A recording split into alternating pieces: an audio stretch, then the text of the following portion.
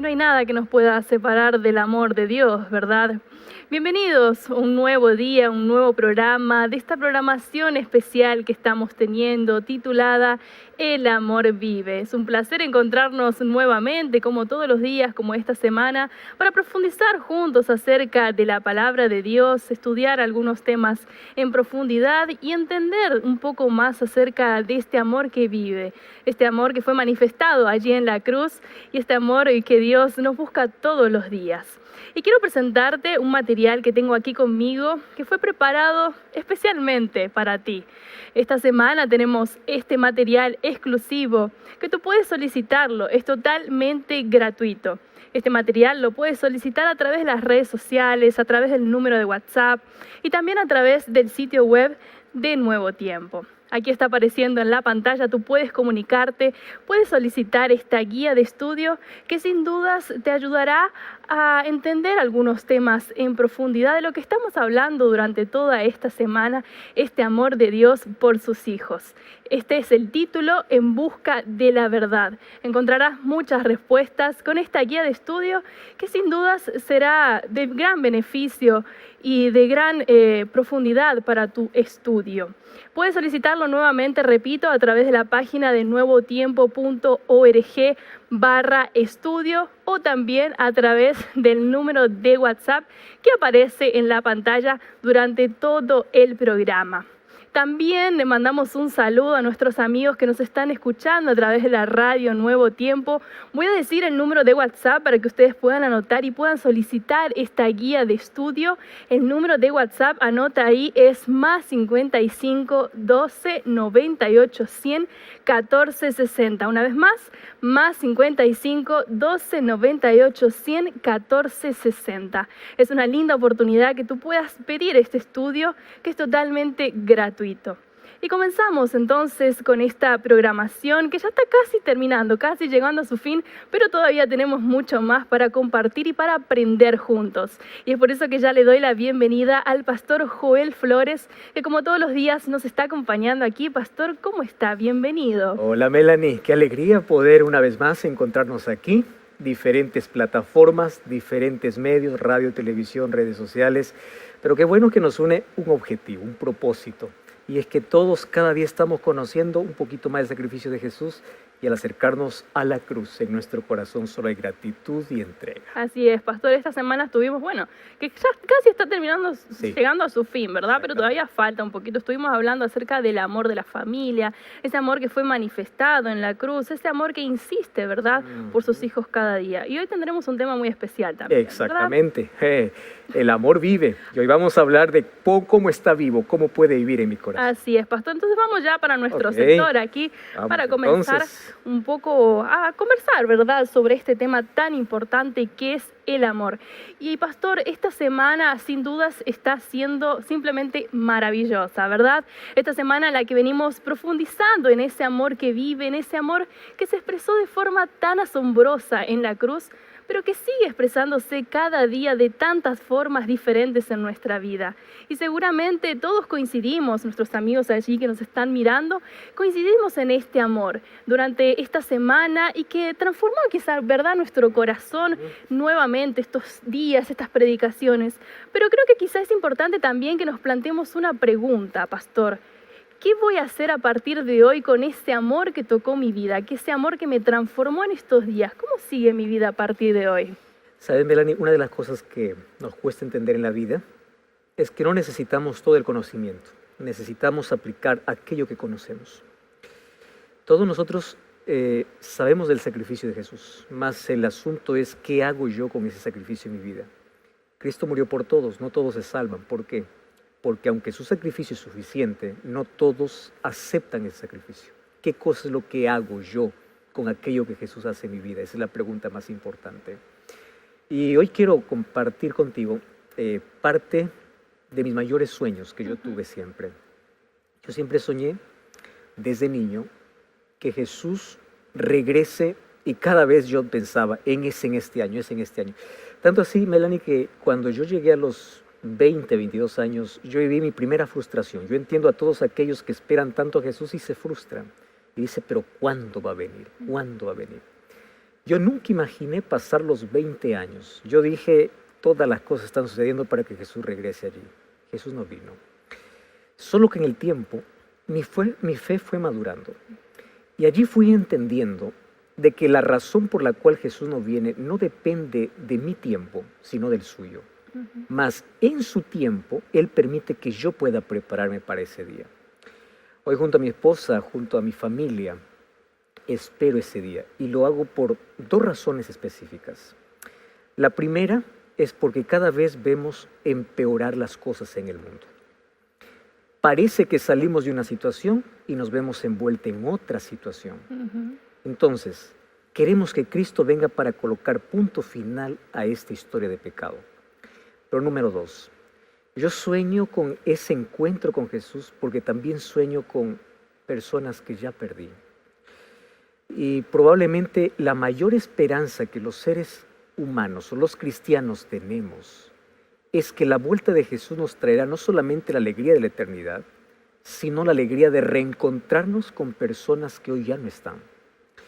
No sé si te pasa, Melanie, pero aún los momentos más perfectos o más lindos de la vida no son perfectos. Sí. Porque en aquellas reuniones que tenemos, siempre vamos a encontrar un lugar vacío de alguien que ya no está más con nosotros. Sí. Yo extraño tremendamente a tantas personas que ya perdí. Perdí a mi padre hace algunos años, perdí a mis abuelos, perdí tíos, perdí a mi hermano. Sabes que yo no conocí a mi hermano. Y yo sueño con aquel momento, con aquel día, cuando los ángeles puedan reunir nuevamente a las familias.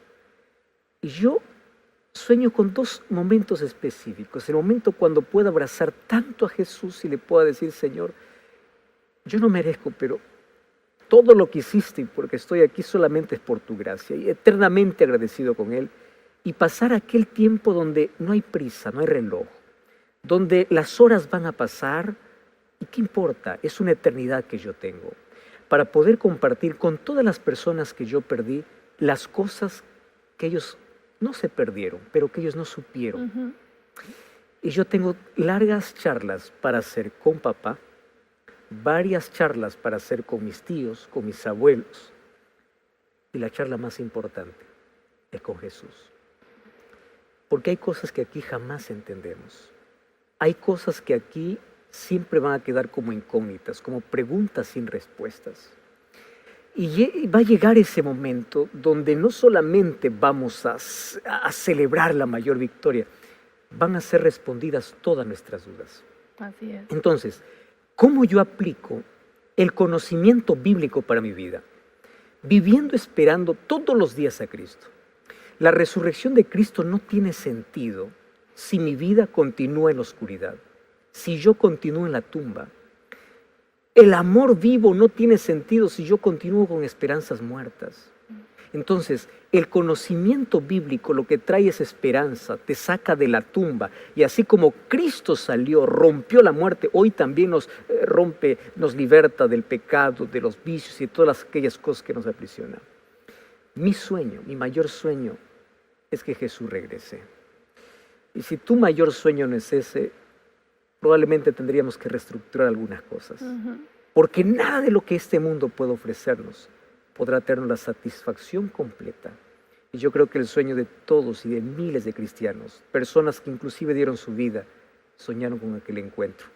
Y yo espero que ese encuentro sea muy pronto. Seguramente, pastor. Y el encuentro también con nuestros familiares, bien como decía, ¿verdad? Charlas que uno no tuvo, quizá fin de semana, que uno se junta con la familia, ¿verdad? Hay parientes que quizás ya no están, pero qué bueno va a ser ese momento, ¿verdad? Cuando podamos reencontrarnos con todos. Y de eso vamos a hablar hoy, ¿verdad? Hoy vamos a hablar cómo la resurrección de Cristo nos trae la garantía de que nuestros seres amados que murieron un día resucitarán y glorificados. Así sea, pastor. Le dejo el tiempo entonces. Muchas gracias. Y gracias a ti que estás allí, como siempre, en sintonía del programa, acompañando este programa durante toda esta semana. Y hoy llegamos a ese punto especial, culminante, donde todos vamos a gritar victoria, porque Cristo ya la ganó. Hoy queremos recordar el momento de la resurrección de Cristo que fue extremadamente gloriosa. Antes quiero decirte que la vida está hecha de cosas muy simples y la simplicidad a veces trae complejidad. ¿Sabes que la complejidad de la vida está presente incluso en el curso de las cosas simples? O sea, simplicidad y complejidad parece que va de la mano. La naturaleza está llena de misterios. En el año 2004, un tsunami causado por un terremoto submarino allí en la costa de Indonesia destruyó las comunidades costeras a lo largo del Océano Índico. Y ese terremoto mató a 225,000 personas en más de 10 países. ¿Sabes que muchas comunidades no recibieron la alerta de tsunami? A diferencia de los seres humanos, es impresionante que algunos animales pudieron presentir el peligro y comenzaron a huir. Hay muchos relatos de testigos que dicen, por ejemplo, que los flamencos abandonaron sus nidos, aquellos que se encontraban en las zonas bajas. En Tailandia, una manada de búfalos que estaba en la playa, de repente levantó las orejas y comenzaron a correr hacia la cima de la colina más cercana antes que llegara el tsunami. La gente decía que las vacas, las cabras, los gatos, los pájaros, entre otros animales, se movían como locos, como tratando de alejarse de algo que estaba pronto a suceder. Los animales presintieron y los seres humanos continuaban en su rutina. Muchos de los sobrevivientes, pues sobrevivieron porque junto a esos animales comenzaron a correr y así ellos salvaron sus vidas. Curioso, ¿verdad? En el año 373 a.C., Tucídides, un historiador de Grecia, él relató que tanto ratas, perros, serpientes y pájaros abandonaron la ciudad de Elise en Grecia días antes de un terremoto catastrófico. Ahora es interesante ver que con la llegada de la tecnología, uno pensaría que los seres humanos siempre están alerta y tiene ventaja para no poder caer en esas catástrofes.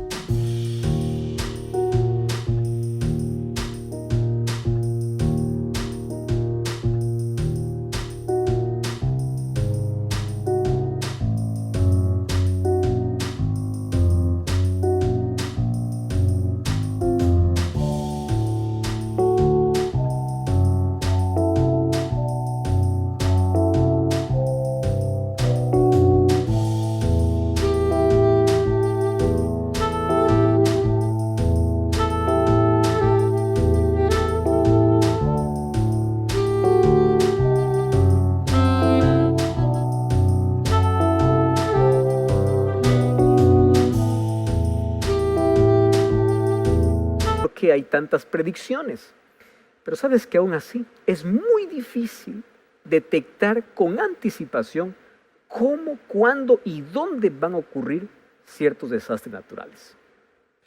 Ahora, no solamente los desastres naturales son los que nos sorprenden. Por ejemplo, cuando se trata de asuntos espirituales, inclusive con las constantes advertencias que nosotros encontramos en la Biblia a través de la profecía, el cumplimiento de eventos importantes parece que se pasa por desapercibido para la gente e incluso para las personas que estudian la Biblia. Ahora, ¿por qué te estoy contando esto?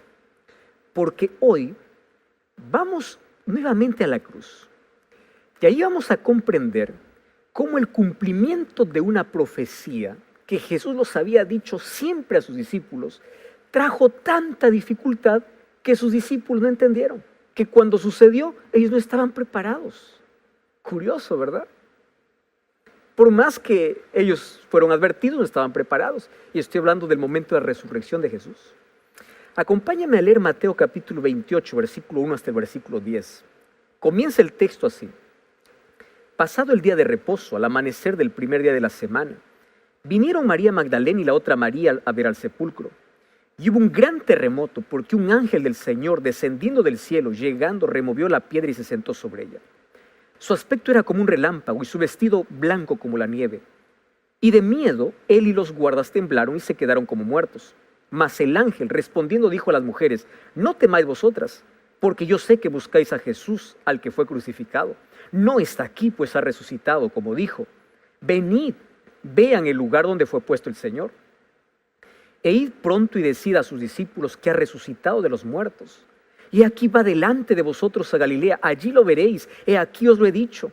Entonces ellas, saliendo del sepulcro con temor y gozo, fueron y corrieron a dar las buenas nuevas a sus discípulos. Y mientras iban a dar las buenas nuevas a sus discípulos, Jesús salió al encuentro diciendo: salve. Y ellas, acercándose, abrazaron sus pies y le adoraron. Entonces Jesús les dijo: no temáis, id y dad las nuevas a mis hermanos para que vayan a Galilea y allí me verán. ¿Sabes que la dificultad que tienen los discípulos para comprender la resurrección se puede ver en el énfasis que hace aquí el Evangelio al registrar por lo menos 5 ocasiones antes que Jesús vaya a la cruz en que Jesús anuncia su muerte y su resurrección para que no les sorprenda a los discípulos? Sabes que la muerte de Cristo no fue un accidente. Tampoco su resurrección debería ser una sorpresa.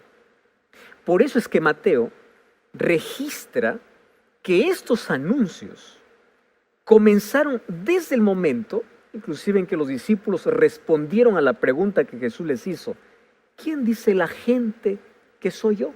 Eso está en Mateo capítulo 16, versículo 13. Y ahí es donde se levanta Pedro y le dice: tú eres el Cristo, el Hijo del Dios viviente. Allí en ese momento, Jesús comienza a explicar que su misión era morir, pero también era resucitar al tercer día. Pero los discípulos olvidaron, no le prestaron atención. Entonces, lo que Mateo está sugiriendo es una doble dificultad para los discípulos con respecto a la vida y al ministerio de Cristo. Ahora fíjate, la confesión de Pedro probablemente aconteció en los últimos meses de vida de Cristo. Fue en ese momento que los discípulos estaban completamente seguros de que Jesús era el Mesías. Para ellos no quedaba duda, por eso Pedro le dice: tú eres el Cristo, tú eres el Mesías. Solo que ellos tienen una dificultad. Lo aceptaban como Mesías, pero no entendían la misión que vino a ser el Mesías.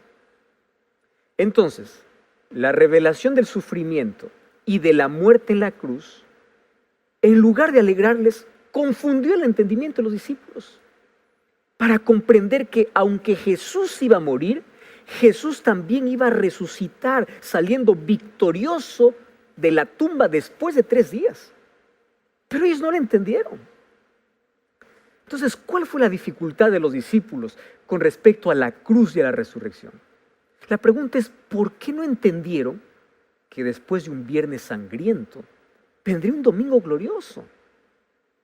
¿Por qué tenemos los ojos cerrados y los oídos tapados a las cosas que realmente son importantes?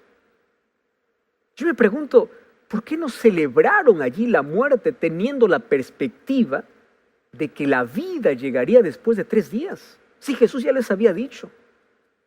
Ahora, primero, nosotros no podemos ignorar la sinceridad de los discípulos. Pero sabes, la sinceridad sin conocimiento funciona como un carro sin gasolina. O sea, no te lleva a ningún lado. Mira, la Biblia habla de esta situación de manera muy similar. Por ejemplo, el apóstol Pablo escribe a Romanos capítulo 10, versículo 2, dice que el celo sin entendimiento no trae salvación. Eso es lo que dice Romanos 10. O sea, el celo sin entendimiento no trae salvación. Cuando nosotros miramos los momentos finales de la vida de Cristo, encontramos que la ignorancia trajo fragilidad a todos los discípulos. Claro, con excepción de Judas, encontramos que en la cruz todos lo abandonaron. Todos se fueron y dejaron a Jesús solo. Y no fue diferente en el momento de la resurrección. ¿Sabes qué cosa es lo que sorprende? Que el día que Jesús iba a resucitar, a pesar de que ya les había advertido, ninguno de los apóstoles fue a buscar a Cristo. Curioso, ¿verdad? Jesús les había dicho varias veces, pero ellos, llegó el tercer día y nadie fue. ¿Sabes quiénes fueron a buscarle? Las mujeres. Por eso es que aquí en el Evangelio, las grandes heroínas en el momento de la resurrección son 4 mujeres, o son las mujeres que van al sepulcro, que está registrada ahí en los 4 evangelios. O sea, mientras los discípulos están allí encerrados entre 4 paredes, 4 mujeres son mencionadas subiendo al Gólgota, descendiendo a la tumba, viendo ángeles, contemplando a Cristo y corriendo para dar la buena noticia. Lo que deberían lamentar era su condición, la condición en la cual ellos habían permanecido, no la ausencia de la muerte de Jesús. Y ahora quiero hacer un paréntesis aquí.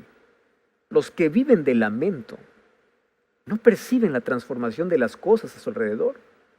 La historia de la Pascua no termina con un funeral, termina con el milagro de la vida. Entonces yo te pregunto, ¿eres de las personas que ven la vida a través del lente de la decepción, de la frustración? ¿Eres de los que se aferran al pasado y no ven las oportunidades del futuro? Por eso hoy tú necesitas sacar la tristeza, la frustración, aquella frustración que te trae la cruz, y tienes que buscar el gozo de una tumba vacía, porque aunque hubo cruz, hubo resurrección. Por eso podemos decir que el amor está vivo. Jesús no es un Dios de causas muertas, y Él quiere resucitar en ti la alegría, quiere hacerte sonreír de nuevo. ¿Sabes que la historia de la cruz está conectada directamente a la historia de la tumba a través de la historia de las mujeres? Y es interesante, porque las mujeres fueron las primeras en ver a Jesús resucitado. ¿Y por qué razón? Claro, porque ellas fueron las últimas en salir del Calvario, pero también fueron las primeras en llegar al sepulcro. Y aquí Mateo nos cuenta el testimonio impactante de ese momento de la resurrección.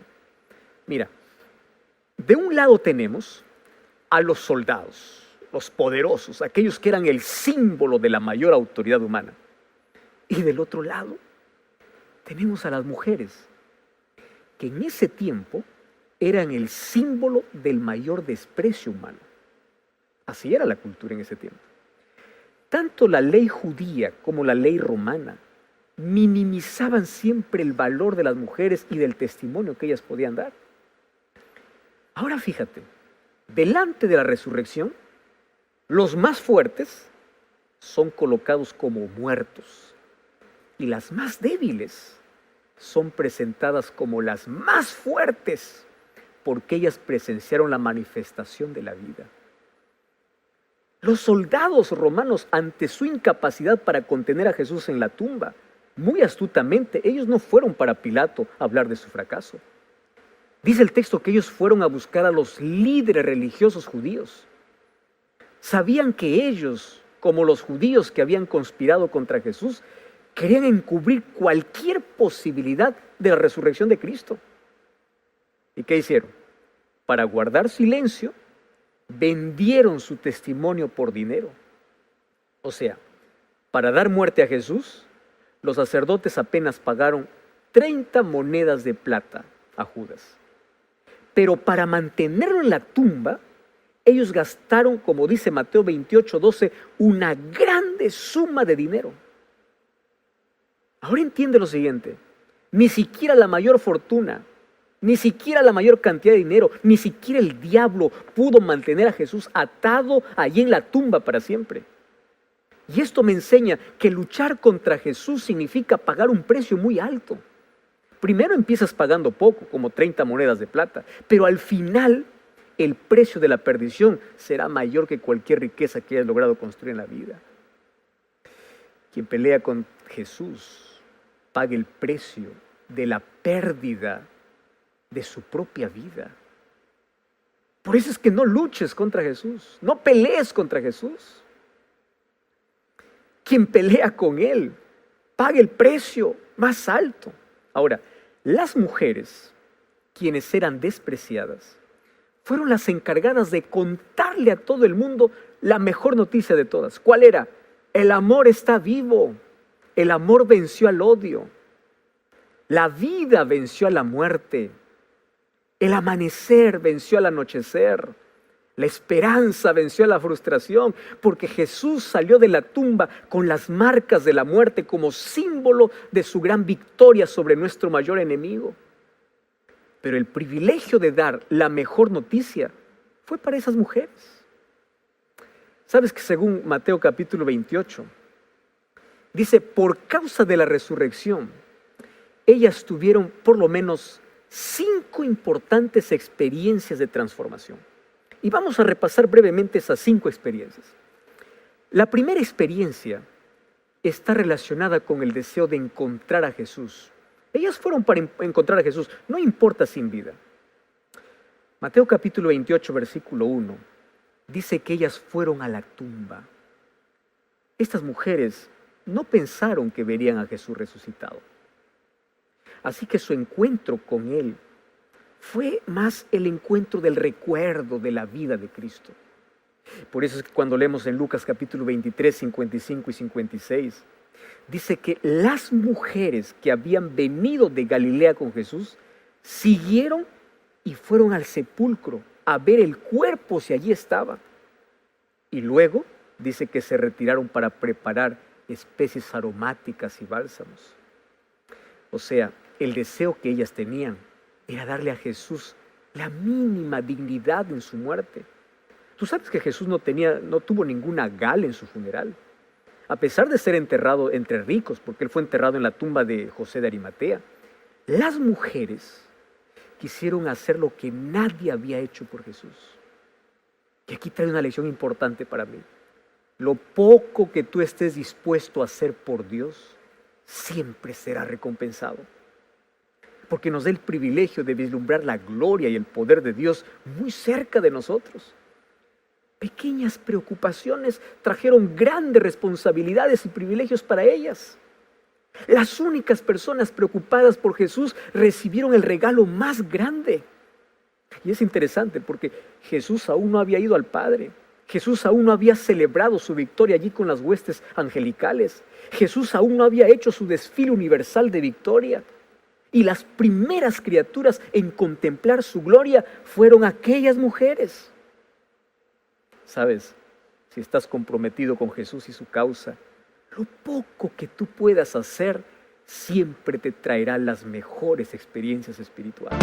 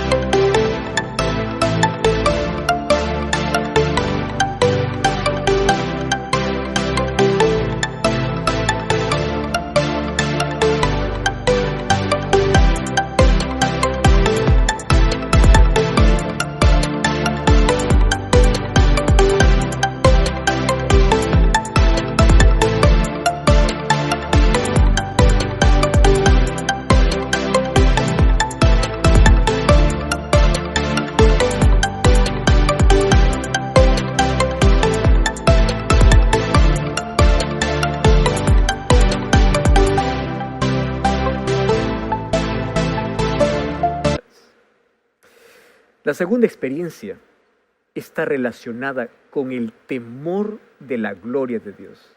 Y eso lo explica Mateo capítulo 28, versículo 5. Fíjate lo siguiente. La presencia del ángel trajo sentimientos similares a ambos grupos. Para los soldados, su apariencia, la presencia del ángel, los hizo temblar de miedo. ¿Sabes que la referencia del texto dice que tuvieron miedo y por esa causa ellos fueron sacudidos ante la gloria de ese ser angelical, a tal punto que ellos cayeron como muertos? Ahora fíjate, los que están bajo la oscuridad del pecado siempre tiemblan ante la gloria del cielo. Según Apocalipsis capítulo 6, versículo 16, en el momento del regreso de Jesús con poder y gloria, el mundo y los pecadores serán sacudidos. y ellos correrán tratando de esconderse del rostro de Dios. Así que la reacción de las mujeres, sin embargo, fue diferente. Cuando vamos a Mateo capítulo 28, versículo 8, dice que las mujeres temieron, es verdad, al ver la gloria del ángel, pero luego ese temor se convirtió en gozo. ¡Ah, qué lindo! Porque ante la gloria de Dios, todos los pecadores tienen miedo. Los rebeldes se estremecen y caen como muertos, pero los arrepentidos también temen, pero se llenan de alegría. ¿Tú sabes cuál es la razón de esta diferencia? Observa aquí que el ángel no dirige ni una sola palabra a los soldados. Esto indica que la contemplación de la fe que se realiza en el día a día crea en nosotros una conexión con la gloria de Dios. Por eso es que el apóstol Pablo dice en 2 Corintios 3:18 que nosotros somos transformados de gloria en gloria. Y ahora quiero que sepas que no hay comunión entre la luz y la oscuridad. Dios no tiene ni una sola palabra que decir al diablo, ni a sus ángeles, ni a los rebeldes convencidos de su estado de pecado. Pero con aquellos que son sencillos, con aquellos que buscan al Señor todo el tiempo, Dios siempre envía a sus mensajeros con mensajes de amor. Si estás siguiendo en este momento por la radio, por la televisión, por internet, comprende que Dios está usando estos medios para decirte que tú no tienes por qué preocuparte, que tú no tienes por qué tener miedo, que tus miedos se convertirán en alegría, porque el amor está vivo y ese amor te busca. La tercera experiencia que tuvieron las mujeres fue el consuelo que recibieron. Mateo capítulo 28, versículo 6, habla acerca de ese consuelo especial. Sabes que el ángel dijo así: Él no está aquí, vengan y vean. Ahora, un asunto interesante allí me llama la atención. Dice que en ese momento la piedra de la tumba fue removida. O sea, esa piedra no fue removida para que Jesús saliera de la tumba. Tú sabes que en la parte final de los evangelios, Cristo atraviesa los muros para entrar ahí donde estaban escondidos sus discípulos. Las puertas cerradas no podían detenerlo, mucho menos una piedra colocada allí en la entrada del sepulcro. ¿Por qué entonces el ángel quitó la piedra, hizo rodar la piedra del sepulcro? Es que la piedra no fue quitada para que Jesús saliera. Jesús salió. La piedra fue quitada para que las mujeres entraran y vieran que el sepulcro estaba vacío. Y al quitar la piedra, sus esperanzas ahora comenzaban a vivir de nuevo. Sabes que la tumba vacía no es más que el funeral de la muerte. Jesús estaba demostrando de esta manera que Él tiene la llave, la autoridad de la muerte, del infierno, del sepulcro, como le dijo a Juan en Apocalipsis 1:18. Yo tengo la llave, yo tengo la autoridad, yo lo vencí. Tú que estás acompañando esta semana, probablemente estás pasando por proceso de luto. Mi mensaje es para ti. Dentro de poco Dios mismo enjugará las lágrimas de tus ojos. Estoy hablando para ti que extrañas mucho a tu esposo, a tu hijo, a tu esposa, a tu amigo. Si la tumba de Cristo está vacía, sus palabras son verdaderas. ¿Y sabes qué cosa es lo que dijo Jesús? El que cree en mí, aunque esté muerto, vivirá. Y la tumba vacía trae para mí esa esperanza, porque Él venció la muerte.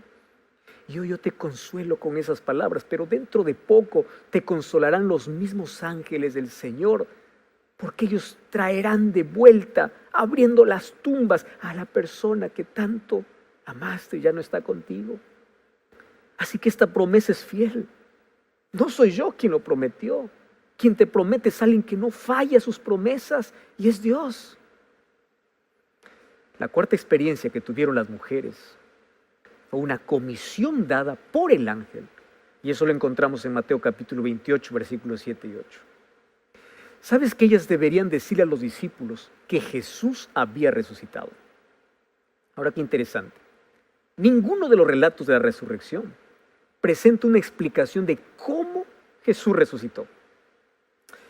Sin embargo, hay otros versículos que explican que la resurrección fue una obra conjunta de toda la divinidad. Por ejemplo, Gálatas capítulo 1, versículo 1, dice que fue el Padre quien resucitó a Jesús de entre los muertos. El libro de Romanos capítulo 8, versículo 11, dice que fue el Espíritu Santo que resucitó a Jesús de entre los muertos. Y cuando nosotros vamos al libro de Juan, capítulo 2, versículo 19, capítulo 10, versículo 17 y 18, dice que Jesús tenía autoridad para volver a la vida. Entonces, la resurrección es una acción conjunta de la divinidad. Los pasajes de la resurrección no tenían la intención de explicar esto, porque el enfoque de la resurrección es mostrar la consumación de la salvación de todos aquellos que estaban perdidos. Ahora, el cambio de postura del miedo al gozo sucede cuando las mujeres deciden obedecer aquel mandato del ángel, el cual fue la orden de anunciar la resurrección de Cristo.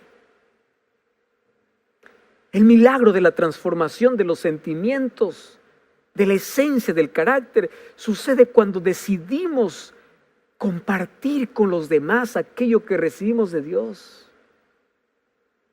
¿Sabes que la creación de la iglesia por parte de Cristo fue la organización de un movimiento para compartir la alegría de una relación con Jesús con los demás? Para eso existe la iglesia. La iglesia no es simplemente una institución, porque cuando asume que solo es una institución, se convierte en una tumba, deja de tener vida y de dar vida, porque deja de predicar, de dar el mensaje. Y tú eres la iglesia. El cristiano que se olvida de compartir con alegría, que tiene a Jesús que le sacó de la muerte a la vida, se fosiliza. La comisión que el ángel le dio a estas mujeres hoy continúa resonando a través de tantos milenios. Y el mensaje es: Él no está aquí. Y si no está en la tumba, entonces va, anuncia a tus amigos, tus vecinos, tu familia. Va y dilo rápido, va deprisa. La primera exigencia de esta comisión es: date prisa. Eso es lo que le dijo el ángel a las mujeres. Ahora tú entiendes por qué yo insisto contigo para que aceptes a Jesús. Porque Jesús me dice que yo tengo que apurarme, yo tengo que obedecer. Por eso yo te llamo a tomar una decisión por Jesús ahora. Tiene que ser ahora, porque el mensaje tiene prisa. Hebreos capítulo 3, versículos 7 y 8 dice: si oyeres hoy su voz, no endurezcáis vuestros corazones. Me encanta lo que dice 2 Corintios 6, versículo 2. Allí dice que yo te oí en el momento oportuno. Yo te ayudaré en el día de la salvación. Pero ahí el texto dice: hoy es el día oportuno, hoy es el día de salvación. Cuando se trata de salvación no es mañana. Deja tus excusas. El mañana es incierto. ¿Tú estás entendiendo que necesitas ahora de Cristo? Ahora salir de tu tumba de pecado. ¿Tú necesitas ahora salir para una nueva vida? ¿O estás esperando que descienda otro ángel del cielo para decírtelo? Y la quinta y la última experiencia que vivieron las mujeres fue el encuentro con Jesús. Esto también podría ser una tercera demanda de la comisión divina. Porque es interesante que mientras ellas estaban en el camino para cumplir la misión, dice que Cristo mismo se presentó. Jesús dejó lo mejor siempre para el camino. Cuando tú obedeces, Cristo siempre aparece. Ahí obtenemos vislumbres de su gracia. Cuando somos testigos de cosas espirituales, cuando decidimos llevar la bendición a otras personas, entonces Cristo aparece de hecho en nuestra vida. Y el encuentro con Cristo tiene un lugar en la búsqueda de la salvación de los demás. Las buenas noticias que iban a compartir ahora con los discípulos era algo extraordinario. Y sabes que como mensajeros de salvación, ellos debían entregar el mensaje que contenía una extraordinaria novedad. Jesús les pide que hablen en sus nombres y le dice: anda y dile a mis hermanos. Y esta es la primera vez que Cristo llama hermanos a sus seguidores. Cristo ya los había llamado siervos porque se identificó como Señor. Ya los había llamado discípulos porque se identificó como maestro. Ya los había llamado de ovejas porque se identificó como el pastor. Ya los había llamado de amigos porque Cristo le reveló las cosas del Padre, pero ahora Cristo los llama hermanos, porque con su resurrección todos ellos formaban parte de su familia. Querido, la salvación ya no era una posibilidad, era una realidad. Aun cuando estos seguían siendo pecadores y defectuosos, ahora formaban parte de la familia divina. La hermandad era el último paso en la relación que Jesús quería desarrollar con sus discípulos. Así que esas mujeres debían advertirle que tenían una cita con sus hermanos en Galilea. Y el encuentro de Galilea debe entenderse como un llamado a un nuevo comienzo, un llamado a poder creer de nuevo. Sabes que aquí existen quienes anuncian el encuentro y quienes son invitados al encuentro. Pero el asunto es que todos necesitan ir en la misma dirección. El que anuncia el encuentro no es mejor que aquel que es invitado a ir, porque todos estamos juntos en este gran proyecto de salvación. Y es en Galilea, el lugar donde Cristo más caminó con sus discípulos. Eso quiere decir que en el contexto de la vida cotidiana, Cristo también te invita a ir a Galilea. ¿Para qué? Para comenzar a caminar con Él, para poder experimentar el amor vivo. Y hoy tú y yo estamos invitados a tener este encuentro con Jesús. Y ese encuentro tiene que comenzar ahora. ¿Sabes por qué? Porque el amor está vivo. Cristo resucitó. Yo no sé dónde estás. Te sientes amarrado. Te sientes en una tumba en la vida. Cada día que amanece y ves el sol salir,